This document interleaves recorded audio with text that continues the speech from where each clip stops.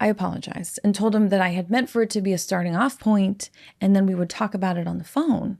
But then he called and he didn't mention it, so I got confused. Yeah, I called to talk about it, but then I chickened out. Oh, I guess we're both chickens. Double foul. I'm sorry. I handled this badly, I replied, feeling like a grade A dickhead. It was time to knock it off. I was as direct with him as I could be while still being kind.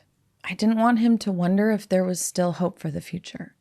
I think we had both held the metaphorical door open for each other long enough, and this was the exploration that I needed to fully determine once and for all that Andrew was not my person. I didn't want to leave him hoping, but I also didn't want to be mean. I told him he was one of the best guys that I knew, but I couldn't force chemistry. I'd given it time, hoping that spark would ignite as I got to know him. But I realized for good on our last date that, like a fresh Polaroid exposed to the sun, it just wasn't going to develop. Andrew took the news respectfully, of course. He didn't call me a bitch or tell me my feelings were wrong or curse me to be alone forever.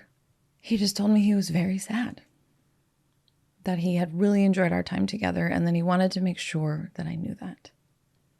He was such a gentleman, just a class act through and through, which of course made me doubt my decision the second we hung up. I also got choked up. This dating stuff is hard. I had spent so much time being rejected that I didn't really have much empathy for the ones doing the so-called rejecting. But that was really hard. I really liked Andrew. The last thing I wanted to do was hurt him. It gave me a new perspective on those who had dumped me in the past, and a tiny bit of empathy as to why they did it via text, or felt the need to sugarcoat it with a "just not right now anyway," or told me that they did love me, but they just needed to be alone and work on themselves right now, when really they already had a new girlfriend. All right, maybe no empathy for that one. Letting people down is hard. Hurting someone you care about is brutal. In the moment, it may seem like the kinder thing to do is to soften the blow, to make it not about them, or even tell them that you do love them. Don't do that.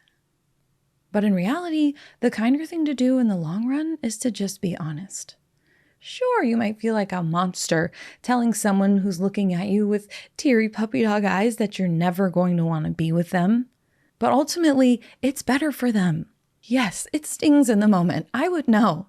But at least when that moment is over, they can skip past the denial stage and get right to the anger and the hot-ass revenge body stages.